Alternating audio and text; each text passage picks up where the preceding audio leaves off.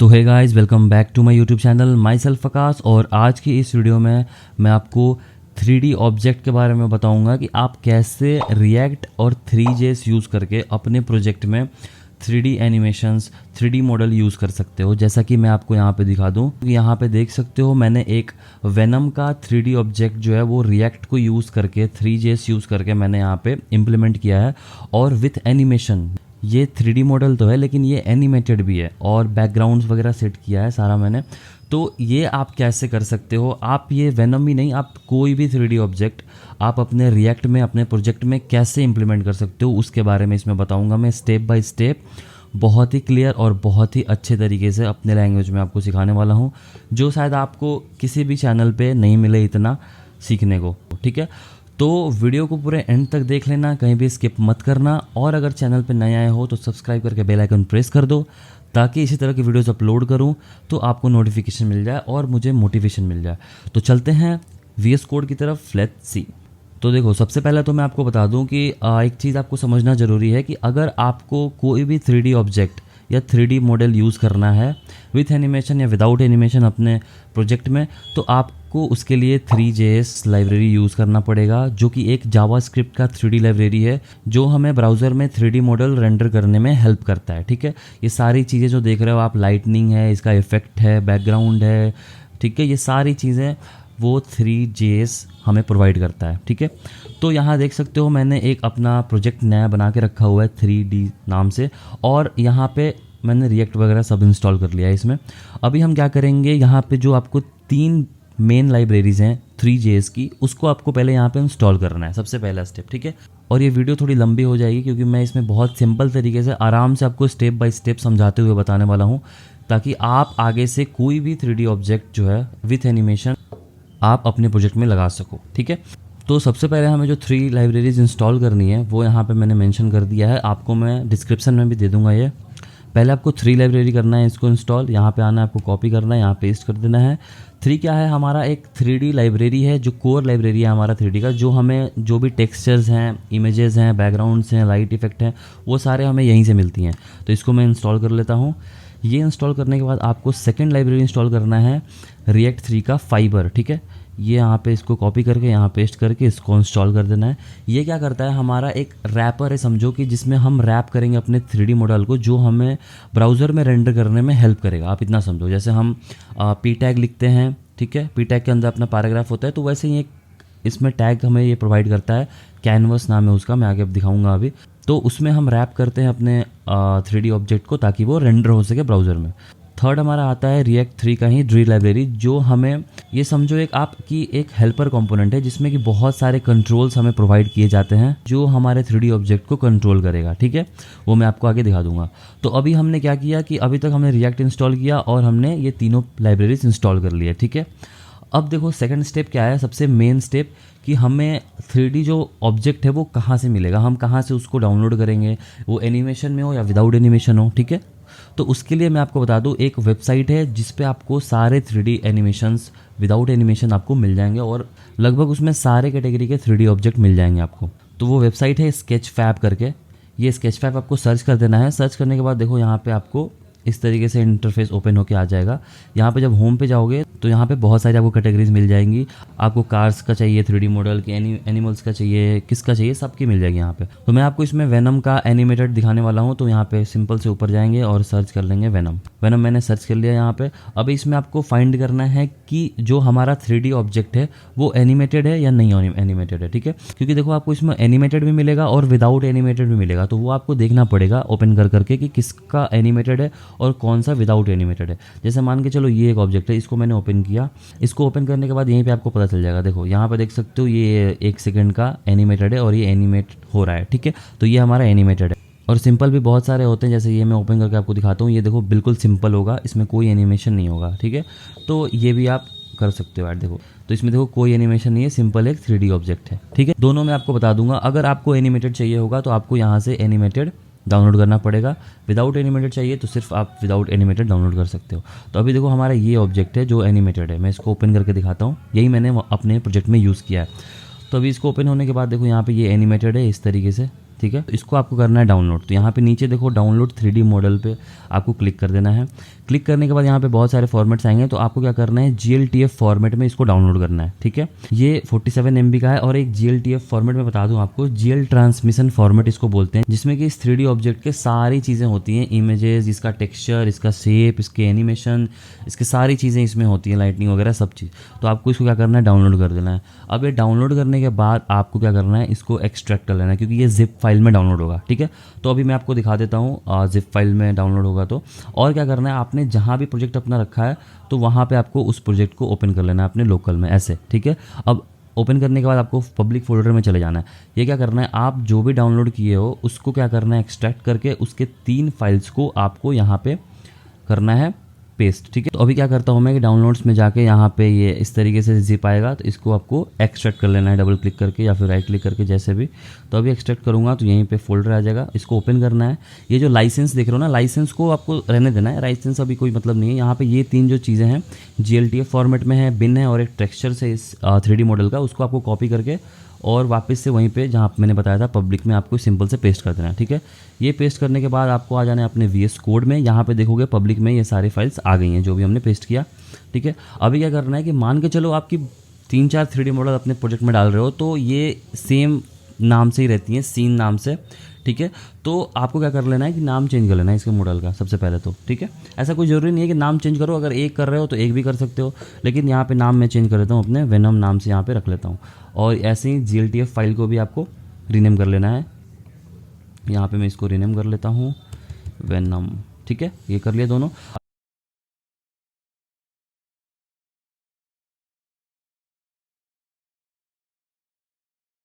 ऐसा आपको एक इंटरफेस मिल जाएगा, यहाँ पे URI लिखा होगा और यहाँ पे scene.bin होगा, जो कि पुराना फाइल का नेम है हमारा। तो यहाँ पे क्या करना है, आपने जो अभी नाम सेट किया है ना, वही नाम यहाँ पे आपको रख लेना है, venom.bin करके, ठीक है। इतना आपने कर लिया।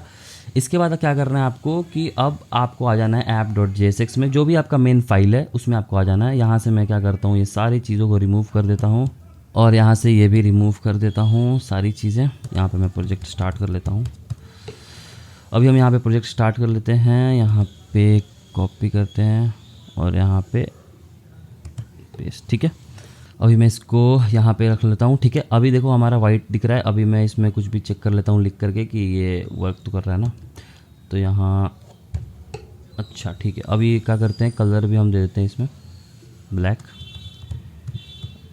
कलर ब्लैक, ठीक है। तो अभी हमारा ये दिख गया यहाँ पे, सही है।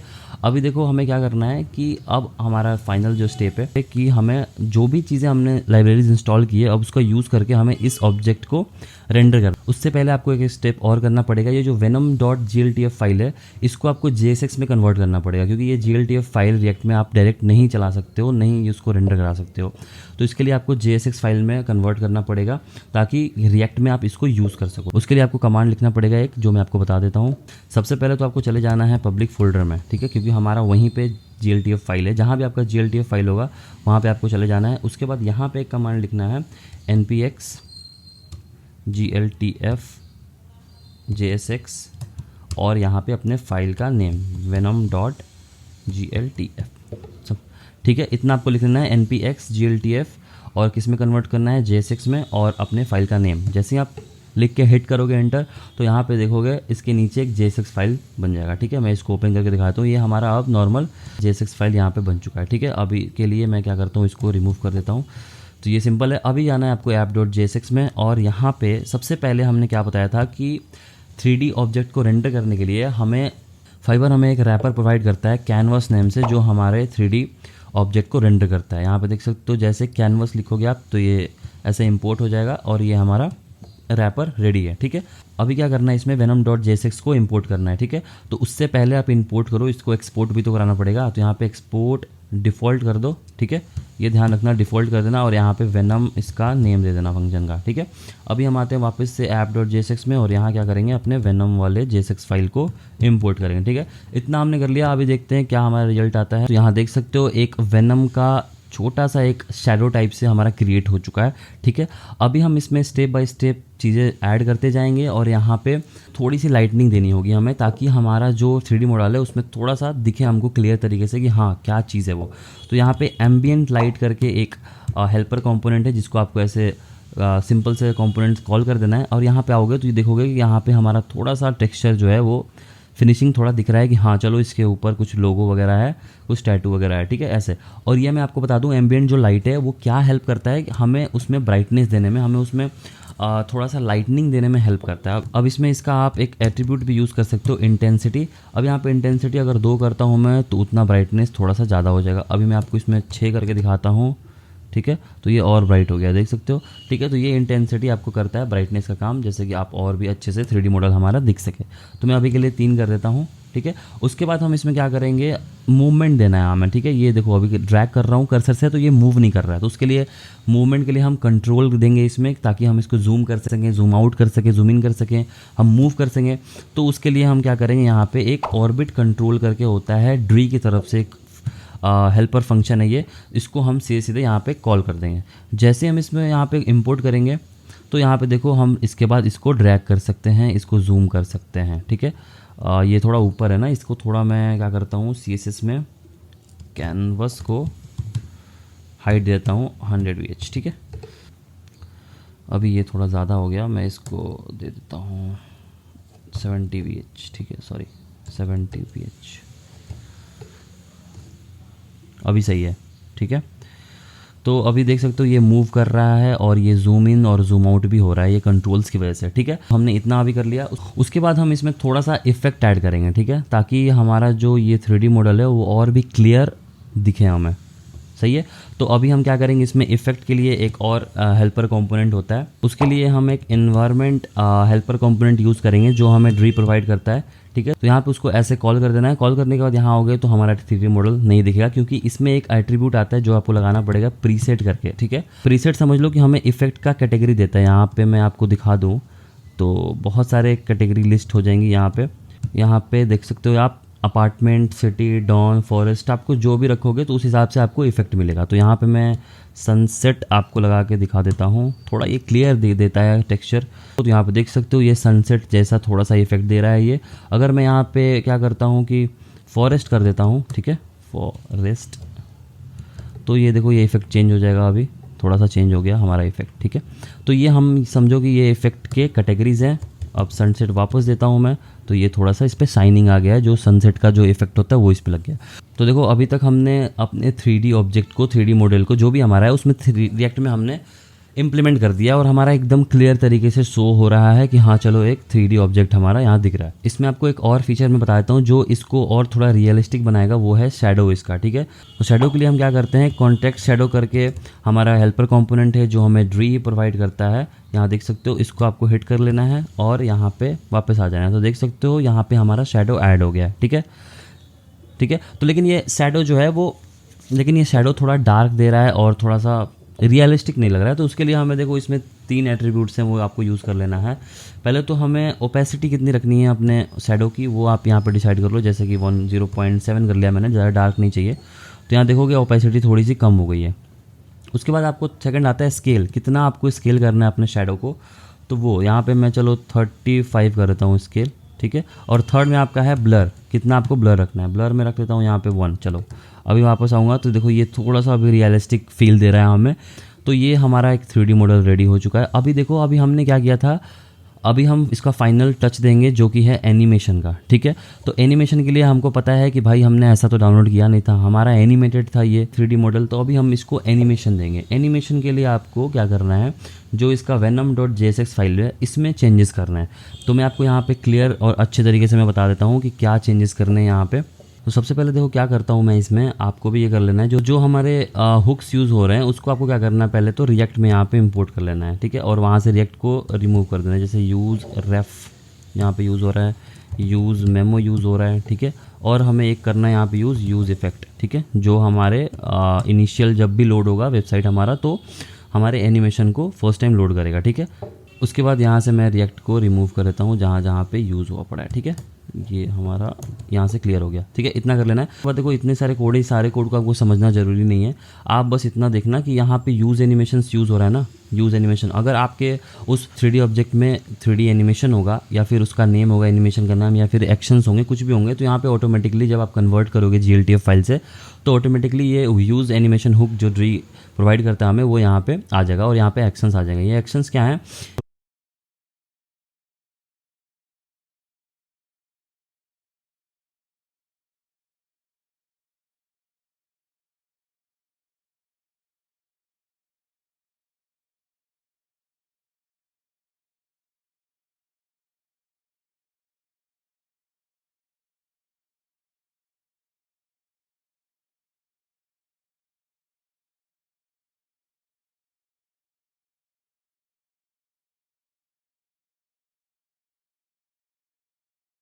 यहाँ पे हमने यूज़ इफेक्ट यूज़ किया है ताकि हमारा जब भी एक बार वेबसाइट लोड हो तो ये रन हो, ये फंक्शन।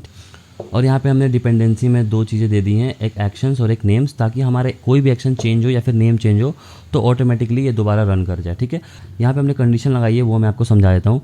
यहाँ पे लिखा है मैंने कि अगर एक्शंस में कोई भी एक एक्शन अवेलेबल है या फिर नेम, एक भी नेम है, तो क्या करो कि इस चीज़ को रन कर दो। अब ये क्या चीज़ है, ये मैं आपको समझा देता हूँ। ये कोड क्या लिखा हुआ है यहाँ पे देखो, नेम्स का ज़ीरो है, मतलब कि फर्स्ट अगर नेम का पहला नेम अगर मिल गया और उसके एक्शन मिल गए तो उसको क्या करो कि रीसेट कर दो। मतलब अगर एनिमेटेड है तो उसको रीसेट कर दो वापस से और फिर दोबारा प्ले करो। ये इतना ही बोल रहा है ये बस। तो आप समझ गए, आपको यूज़ इफेक्ट लगाना है और चेक करना है कि एक्शंस अवेलेबल है कि नहीं, और एक भी एनिमेशन का नेम यहाँ पे अवेलेबल है कि नहीं, जीरो से बड़ा है कि नहीं। अगर जीरो से बड़ा हुआ तो सीधे सीधे पहले एनिमेशन का जो भी नाम है उसके एक्शंस को पकड़ो, उसको रीसेट करके और प्ले कर दो, सिंपल। तो अभी देखते हैं हम हमारे ब्राउज़र में आके कि वो एनिमेटेड हुआ या नहीं।